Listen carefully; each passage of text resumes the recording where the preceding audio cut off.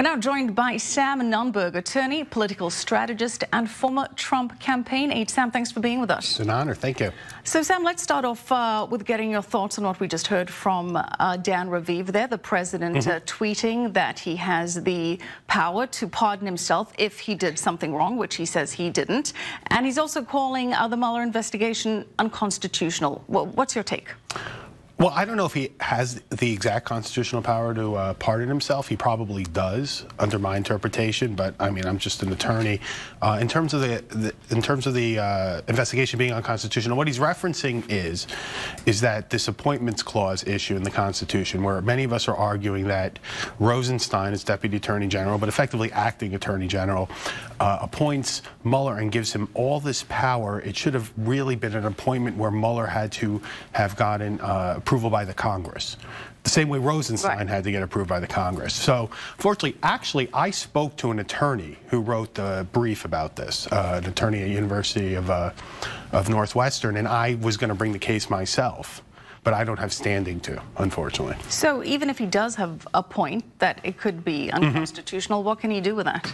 Well, it's just a very good talking point. Once again, I mean, what he's doing here is, this is ultimately going to be, as Rudy Giuliani has said, as Steve Bannon has been saying from the very beginning, as Roger Stone has been saying, as people like me have been saying, this is a political knife fight for the presidency. And what we're going to have is the midterms, which are effectively going to be Donald Trump's first re-elect. The Democrats... You don't expect the president's legal team to then take this up as a point then and challenge the constitutionality? They can't. No, they can't. It's a very technical issue. They can't because they don't have standing to yet, as of yet. If he were to be subpoenaed, he actually could. But well, speaking of subpoenas, you received one. A lot of people heard that. Yes, mostly thanks to you, making a big deal about how you weren't going to comply, how you were going to defy and not cooperate with the investigation. Big media blitz from you, and then you subsequently changed your mind. What happened? Why did you change your mind on that? Well, first of all, I had two subpoenas. The first subpoena was to give grand jury testimony. The second subpoena was I was interviewed on like a Monday. Suddenly I get a subpoena on a Friday that they want me to produce thousands of documents by the following Wednesday and go to the grand jury. And I just said, look, that's absolutely ridiculous. So I never said I wasn't really going to go to the grand jury. What I said was that this is really, you know, really unfair and burdensome to have done this. And in effect, I had to spend more money, hire more people to organize a bunch of emails, which, by the way, Michelle, they had them anyway. It was really a pain in the derriere, as I like to say. Well, you were making these comments like Mueller can come and get me, and you'd laugh at him, but you're saying it was more about the fact that you felt it was a huge time and financial burden and inconvenience to get these things together? Sure. Look, I thought it was a teachable moment as well, because you know, all we used to hear on the media is Robert Mueller's conducting this investigation. We're gonna find everything out. It's for democracy. Look how it affects somebody like me, a normal person like me, who, oh, by the way, was treated very badly by Donald Trump, only on the campaign for 6 weeks after working for him for 4 years. And I have to get drawn into this, go testify. Essentially, they want testimony that I assume they're using against close friends of mine. Well, and it's, you know, and it's absolutely absurd. And look, at the end of the day, Donald Trump may be right on constitutional grounds that this special counsel is unconstitutional on legal grounds. He's 100% right. It was his full authority to fire Comey. He could have gotten away with the Lester Holt interview. I didn't ask him. Nobody asked him. As he would say, it was a real beauty to have hosted the Russians the day after he fired Comey. Well, let's get back to what you said regarding the Mueller investigation. Correct. What can you tell us about the line of questioning? What can you deduce from what Mueller asked? Well, look, I've been, so first of all, I was in the grand jury. I talked about this already. I'm decided to make a difference. At first, when I left the grand jury, I said, look, they've asked me everything about Roger Stone. I've told them everything about Roger Stone. Roger told me that he had met with Assange. I don't believe he did. It didn't check out that he did in light of what he told me that Assange was going to release. What I would say now is, think about this, and this is where Donald Trump is right, that this is a witch hunt, that they're just going after anybody and everybody, treating us as if we're mafia associates, all Trump associates, as if we're the mafia. I was in there, Michelle, for what, 5 hours, 5.5 hours, okay? The first 30 minutes or so, they chewed me out for the theatrics that I did earlier in the week. Fine, I expected that. I've been chewed out before. Next hour, let's say at best an hour and 15 minutes was about Roger Stone. Right. Okay, so then I'm telling you that I'm in there for, let's say, 3 hours. You know I was on the campaign only for 6 weeks. I'm not going to go into the exact specifics about what they asked, but it certainly had nothing to do with the campaign. It had nothing to do with Russian collusion. It had nothing to do with anything that should have been in the mandate that Rosenstein gave Mueller. Rosenstein gave Mueller effectively a mandate to, have some self-discovery because Mueller doesn't like the way that Trump treated Comey. So what does this lead you to believe then, if you're saying all of these questions were really removed from the initial aim of the investigation? Well, I think that, as I said, Roger Stone's going to be indicted. He's like a mentor to me. A good friend of mine, Michael Cohen, will eventually be indicted. They put do you think that they have anything on the president then, from your experience? I think that they are trying to get a file on the president and to find anything and everything that is disparaging about him. Because I just read a book by Peter Baker of the New York Times about the Clinton impeachment, and Ken Starr delivered like 36 boxes of evidence for the famous Starr report. First of all, Mueller wants the Democrats to win the midterms. I happen to believe, He's a Republican, though.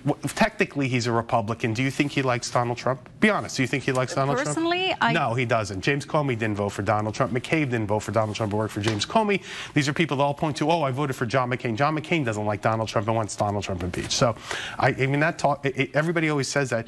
There's a difference between being a Republican. He's just basically a member of this elite Washington class. And he wants to release something. He wants Donald Trump out of office, and he's going about it in a bunch of ways. Why? Why does he want him out of office? Because he feels, I unfortunately had to read the James Comey book. It's 4 hours of my life I wish I had back.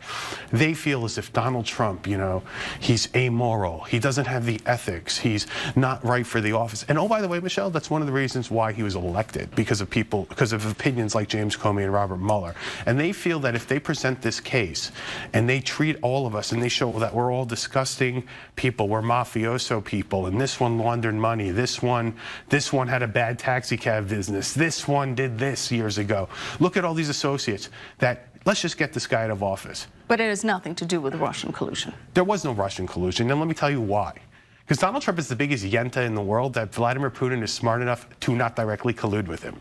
Yeah, you've mentioned that. You've mentioned that the president is a gossiper. I'll translate the Yiddish. I'm a gossiper too, by the way. Okay, and it takes one to know one. I'm definitely a yenta myself. So you think that Putin didn't... I think that Putin wanted to affect our election. I agree that I think a lot of people hacked Hillary Clinton's emails. It wasn't just Putin. It wasn't just Russia. It was all countries, probably even Israel too. Why not? She didn't secure them. And I also then think that I do agree that Podesta's emails were probably by Russian hackers, although he fell for like the dumbest thing in the world. I mean, he fell for the thing I get every day. It's like, please redo your Gmail password. Okay, fine. Those are released. Big deal. Big deal. That's not why Donald Trump won the election. Now, and it was very important when James Clapper, former director of national intelligence, says last week that Donald Trump was delivered the 80,000 votes that he won Michigan, Wisconsin, and Pennsylvania because of Russian Facebook ads. I can just tell you, if Clapper actually believes that, it's very scary that he held the position he held. That is so dumb. That is honestly the dumbest thing one of the dumbest things I've ever heard. And I've heard a lot of dumb things in my life. When was the last time you had any contact with the president? A long time ago. Look, we're not friends. We're not friends. And I really didn't like the way he treated Steve Bannon. Forget how he treated me, forget how he treated Roger. I really didn't like the way he treated. But I will say, he's been a tremendous president. I mean, if you look at what he did with moving the embassy, look at finally leaving this Iran deal, which was really a threat to the world. If you look at all these other things that he's doing, I think he's been an exceptional president, and I don't have to be friends with him. So therefore, I think that what I say really has more legitimacy, because I'm telling you, I don't like him personally, but I think that his administration and his White House are great. He's one of the best presidents in my lifetime. I hear that point. You have said some derogatory things about the president. You have flip-flopped a little bit about him in the past. What do you say to those that say you have no credibility? Like who? Well, there are many in the media that would point out the fact that you made up that story regarding Chris Christie delivering cheeseburgers to the president. I wasn't the source of the story. On that one, I wasn't the source. A Politico interview, you said you enjoy making up stories, that you found that hilarious.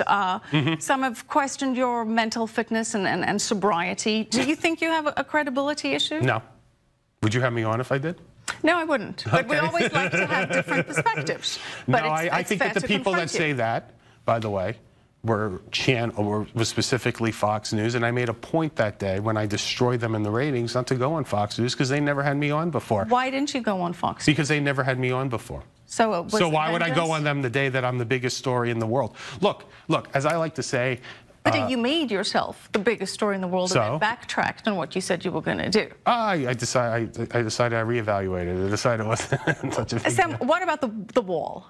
I want to hear about the wall because you've said that was one of your big campaign ideas, and the president ran with it. Mm-hmm. And by the way, he'll tell you I had nothing to do with it if you ask him. I'm sure he would. Well, he does. The president likes to take credit for things. So what happened was, it's around mid-2014, and I'm talking to Roger. And by the way, I'm the first hire of the campaign, despite what Donald said and the way he let Corey Lewandowski and Hope fire me. And I said to Roger, we have a problem, because he was never going to get prepared remarks. We got to get him to talk about immigration. How do we get him to talk about immigration? And he was going to be very hardline. He is very hardline on immigration. It's something he honestly believes in. Right. So I said, wait, I have an idea. We'll say, let's propose to him, Roger, get him on the phone, we propose to him, say, we'll build a wall. He'll say something like, nobody builds like Trump. I forgot exactly which is what he said. I said, Roger, you know what we're going to tell him? And he said, what? Let's suggest, see what he says. Then we'll get Mexico to pay for it, because he'll think it's like one of his licensing deals that he has and like sell all around the world. In other words, it's something he's done, so it makes sense. So it takes his business brand and it puts it into the political realm, and it's a policy issue Americans agree with. By the way, Americans want that wall. If they get the wall funding, Michelle, they do. The Republicans, if they get it for the midterms, I will tell you the Republicans will keep the House. Well, so far, with regards to the wall, it's part of it is under construction in San Diego, $147 million, but that's come out of the omnibus spending bill. Mm-hmm. Mexico hasn't paid for it, not directly. Perhaps this is where NAFTA negotiations come in and they extract a cost from that. But do you think it's impacting the president's base at all? The fact that Mexico look, I don't think it's going to hurt Republican enthusiasm, but if he is able to get more funding for that wall, it will increase it. The midterms are all about enthusiasm. Now, in general, Republicans are favored for midterm elections. The voters that typically turn out favor us. Older, whiter, those favor us. We need to get them out. And I think we're going to be able to get them out, by the way. And I think that, let me tell you one thing. President Donald Trump will always defy political gravity. He couldn't defy presidential gravity. He should not have fired Comey the way he did. That was wrong. You know what I mean? I'm not saying it was wrong morally or ethically. I'm just saying it wasn't right politically as a president. But you just said he should have fired him. He shouldn't have fired him the way he did. He should have fired him the day he was elected. And oh, by the way, you know what I heard from two reporters, one for the New York Times and one from MSNBC? Do tell. If Hillary Clinton had won, Barack Obama was going to fire James Comey before Hillary Clinton did to get her back. Nobody likes this guy. There were certainly cases from both sides of the aisle to get rid of James Comey. Sam, great talking to you. We'll have to bring you back to talk some more. Sam Nunberg, appreciate you. It's a beautiful studio, by the way. It is nice to have you with us. All right, we'll be right